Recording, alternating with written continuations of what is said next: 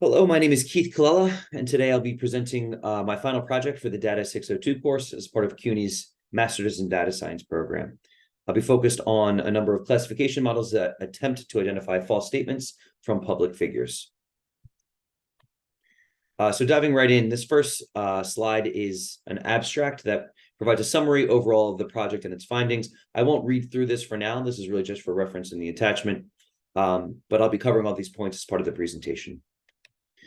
The first thing we'll really start with is the overview. So our goal here, as I mentioned, is to identify false statements through modeling. The data that we'll be using is part of the LIAR data set, which is a collection of over 10,000 statements issued by public figures that have been evaluated by the organization PolitiFact over the past decade or so. This organization attempts to label these statements based on their veracity, how true or untrue they are. And they have a 6-point scale that they use that ranges from pants on fire all the way up to true. The approach that we'll use is going to have two main components. The first is text vectorization. We'll need to take these natural language statements and then convert them into a numerical format that we can use for modeling. And then the second is a series of classification models that we'll consider to actually try and make the prediction as to what's true and what is not. Throughout the presentation, I'll try and put on kind of a hypothetical use case that this model might be employed in to help inform some of the judgments that are involved. And that use case that we'll think about is content moderation. So if we were managing a media platform, for example, we might want to identify statements that are true or not true and flag them in some way that were issued by participants in the platform. And a model like this might aid in that effort. So moving on, we can take a look at our data. So we have a number of plots here that kind of give a sense of the distribution of data across a few different parameters. The first is the distribution across the different truth ratings. So we can see we have a decent degree of balance. The one category, pants on fire, right, which is an indication of the statements that are the least true, is a bit lower than the rest of the others. That's something that we'll talk about, though, when we go into the actual modeling portion a bit more. These other two plots give a distribution by party. Now, we aren't going to be using the party as like a feature or anything to help us with our predictions right now. We're going to be focused just on the language of the statements itself. But it still does give a sense of where this data comes from and the kinds of things that it'll cover. This next plot does a similar thing to give a sense of the different parties. That's one of the features in the data set. We can see it's primarily Republican. Close behind that is Democrat, and the remainder are split amongst a number of other sources. The middle plot shows us the distribution by speaker. Now here we just had the top 10 speakers, and then everyone else is kind of lumped into the other category. But we can see that they come from a lot of high-profile public speakers. And then finally, we see, again, the top 10 contexts in which these statements were given, with everything else lumped into the other. We can see, yeah, a lot of these are from news releases, interviews, and other kind of public speaking engagements. Our final plot is really the most kind of important in terms of the actual modeling, and this gives the distribution of the lengths of these statements by the count of letters that are actually in them. And we can see that the majority are under 500, which means that these are relatively short statements, right? A number of sentences. These aren't long paragraphs, as I have a lot of context. There are a handful that go out to much longer lengths, but those are pretty infrequent in terms of the overall data set. This is an important point that will actually introduce a lot of challenges in terms of the prediction, because these statements have pretty minimal context involved with them. Actually deciding what's true and what's not true is going to be pretty challenging from a modeling perspective, as we'll see later. So moving on from there with our data, the first step in our process was pre-processing, which actually for this was quite minimal. So the first was just splitting our data into 3 sets. That was actually already done. The LIAR's data set was already split into 3 subsets. The first is going to be our training data set. We'll use that for model training and to really act as a labeled data set for our supervised learning. The next is a test data set. We'll use this for hyperparameter tuning to try and assess which settings, which configurations give us the best performance out of sample. And then the last is our validation set, which we'll use just at the very end of the whole process, after we've made all of our decisions regarding hyperparameter tuning, regarding the different settings and configurations we might use. This validation set will give us a really completely out of sample data set that we can use to assess how accurate our model is with predictions. The other piece is lemmatization, and converting all of our tokens to lowercase. Lemmatization is the process of converting words to their kind of core so that they are consistent from a processing standpoint. So for example, if you have a verb that ends in ing, the lemmatization process will convert it to the core of that verb rather than keeping that ing. Or if it ends in an s, right? Same thing with plural nouns, it ends in s, it'll convert it to that core so that it's consistent when whatever vectorization process we use is converting it into numerical data. That lemmatization process was done pretty simply with the Spacey package that has a built-in function to lematize individual tokens. So moving on to there, we can go into vectorization. This is also kind of the pre-processing, part of the pre-processing step, but it's a bit more involved. And so we've considered 4 different vectorization process techniques. The first is TF-IDF, which stands for term frequency and inverse document frequency. This is a little bit more sophisticated word count scheme that attempts to count the frequency of words in a given statement. But then it also penalizes words that occur very frequently in the overall corpus of documents that we're considering. The idea here is that we want to try and give more importance to words that are unique or special for a given statement as opposed to the overall corpus that we're looking at. The next is word-to-vec. This is a model that attempts to translate words into a vector, a numerical vector that represents the kind of semantic meaning of that. And then the third and fourth are BERT and GPT embeddings. These are large pre-trained language models that are doing something similar to word-to-vec that try and convert natural language statements into a numerical vector that attempts to kind of capture the semantic meaning of those. So to the right, we have a few kind of code snippets to show how we've done that. The TF-IDF vectorization is actually part of the scikit-learn package. So I was able to implement that in a pretty straightforward manner there. The word-to-vec, that's kind of a 2-part process where first we need to train our model to kind of understand the semantic meaning of the different statements, and then we apply that model to our entire data set to convert it to actual numerical data. The next, for both BERT and GPT, these were obtained from the transformers package.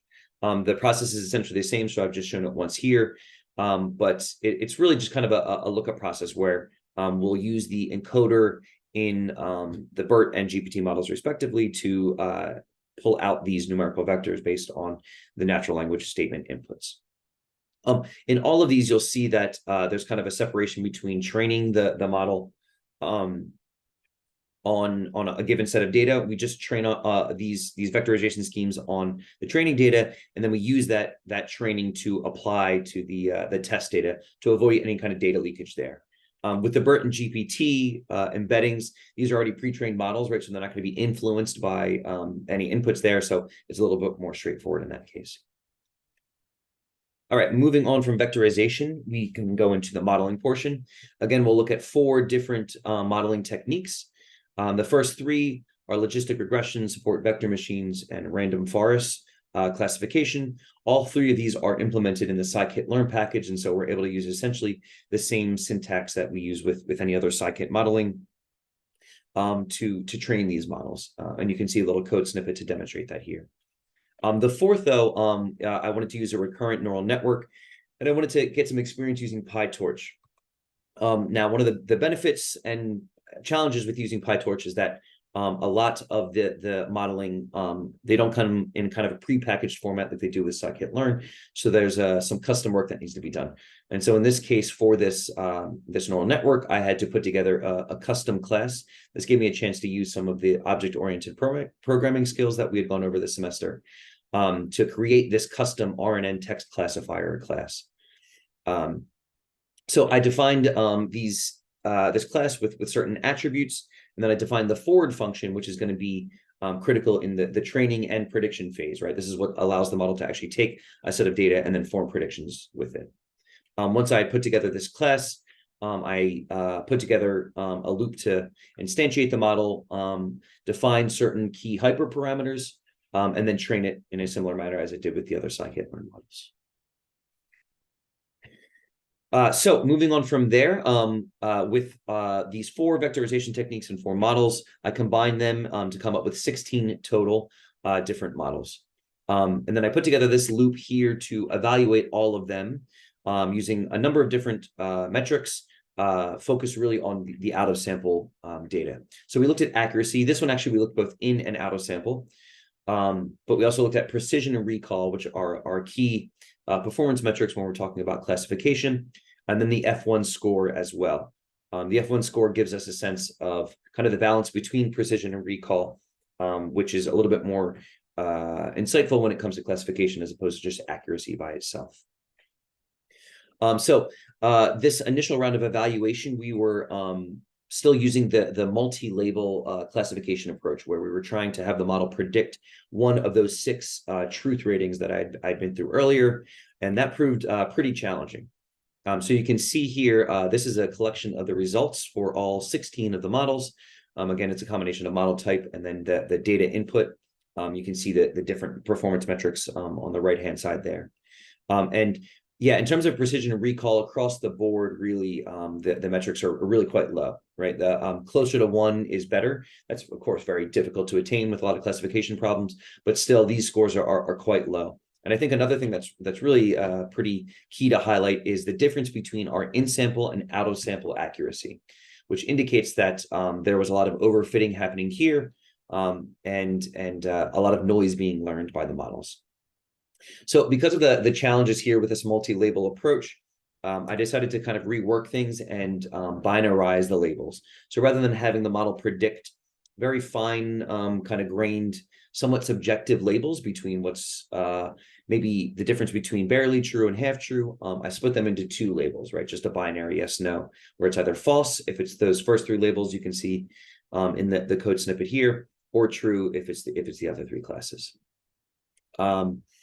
So with these binarized labels, actually, you can see at the bottom too that with this split here, we have a relatively good degree of balance, 56 to 44-ish% across both the training and test data sets. So imbalance should not be a significant issue here. Now, with these binarized labels, I went through that training and then evaluation process to have these models predict just binary true or false. And our results were much better. Still not quite ideal, right? In a lot of cases, our accuracy is pretty close to 50%, which is not much better than random guessing. But we do see kind of more convergence or more similarity with our in-sample and out-of-sample performances, and our precision and recall and F1 scores across the board are significantly higher. So I had to apply some kind of judgment here. Again, we're thinking about this potential content moderation use case, where really both precision and recall are going to be important. But I think, yeah, recall would be especially important because we don't want to let false statements kind of slip under the radar. I think in this case, we'd want to potentially cast a wider net and make sure that we catch, even if there are some maybe false positives involved there. Casting a wide net, making sure that our recall is relatively high is, I think, an important thing for that kind of consideration. So with that in mind, I chose this RNN model here that uses the BERT embeddings as its input. So with our model type chosen, we then went on to the hyperparameter tuning phase. And so this was an iterative phase where I had to try a number of different kind of combinations of things, but I'll give an overview of this here. So this first code snippet here shows the initial kind of hyperparameter space that we looked at with cross-validation. And so cross-validation, we'll iteratively train a number of models using different permutations, every combination of all of these different hyperparameter values, and see which gives us the best performance. And so in this tuning protocol, I actually, again, we're trying to balance accuracy, precision, and recall. So I actually ran the tuning protocol 4 different times to have it identify the best combinations of parameters for all 4 of those performance metrics: accuracy, precision, recall, and then F1, and then had to apply some judgment to try and pick the best one. Yeah, I did put together a number of custom functions for this project overall, but this is one of the more substantial ones that I wanted to show here. And so this involved taking that combination of hyperparameters as an input, along with some our actual data inputs, and then the metric that we want to prioritize for that given iteration of the protocol.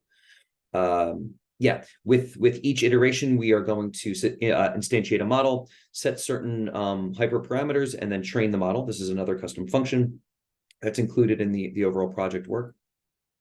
And then we will take that model, put together predictions, and then use our assigned metric to assign a score. And then we're going to return that score for every iteration and collect all those results. Because this was pretty computationally intensive, and actually if we go back to here, we can see that for each of these 4 calls to this hyperparameter tuning protocol, there were 729 combinations. So that's 729 different models that need to be trained. So this was pretty computationally intensive and took quite a bit of time. But one way I found to move things along a little bit more quickly was to use the multi-processing package, which is a base package in Python that allows processes to be run in parallel using different CPU cores. And this actually improved the timing of this overall. You can see here that with this multi-processing enhancement in place, this particular call of the protocol, which focused on F1 here, took about 18.5 minutes. This was down from a time of around 40 minutes when it was done without this parallel structure. We can also see here that the best hyperparameters for this particular call are laid out a little bit below, but we did collect all of the results across all 4 of those, and we're able to kind of compare to choose how we wanted to tune further. So this plot here actually shows across all of the different runs, how much did our different metrics range. And then so we can see that with accuracy, we got up to a max of just under 65%. For our F1 score down in the bottom right, our maximum was about 60%. Precision recall, we were able to get cases where they were 100%, had 100% precision, 100% recall, but that trade-off really comes into play there, right? In the case where I had 100% recall, for example, the model was making no positive predictions. And so yeah, you have to try and balance those two, and I think the F1 score is a really good way to do that. This here shows a collection of this is sorted by F1, but it shows the different metrics across various combinations of these different hyperparameters. Again, had to try and apply some judgment to come up with a final set of parameters, but based on kind of an iterative process, I was able to put together this final model. So the hidden size hyperparameter was set to 150. The number of layers in the neural network was 1. The dropout rate, which is meant to kind of avoid overfitting, was set to 0.3. We used the RMS prop optimizer, a batch size of 96, and our learning rate was 0.01. With that final model, I finally called in the validation data set that was set aside before. Wasn't used at all in kind of resetting any of these hyperparameters. Wanted to use that as a fully out of sample way to assess our model. I pulled it in at the very end, and here are the final results for that. We can see our accuracy, precision, and recall, and then a confusion matrix down there to show the mix of different predictions. Yeah, our accuracy is just under 59%. Our recall is just under 50%. Our precision is right at about 58%. So again, this isn't these aren't terrific results. This is not that much better than just random guessing, given that we have now a binary label that we're looking at. But I think there are some kind of key things that we can pull away from it. First, there was just a lot of learning in how to kind of optimize and run a large number of models and input schemes efficiently. But in terms of the actual modeling experience itself, I think the key thing here, as I mentioned up top, is that the length of these statements is quite short. So there was very little context involved that would help with identifying what's true and what's false. Also, the identification of what is actually a true statement and what is a false statement is more than just kind of a semantic or linguistic exercise. And these text vectorization schemes, I think, are really good at capturing certain semantic things, certain linguistic patterns, but they're not based on or trained on a base of knowledge that gives them the ability to decide truth from not truth. Some of these more advanced large language models today do have that ability, and so that might be a better fit for this kind of exercise. As it turns out, though, that the text vectorization schemes themselves may have some shortcomings in that regard. So that is all. Thanks very much for listening to the presentation. Thanks for a great class, and I look forward to hearing more.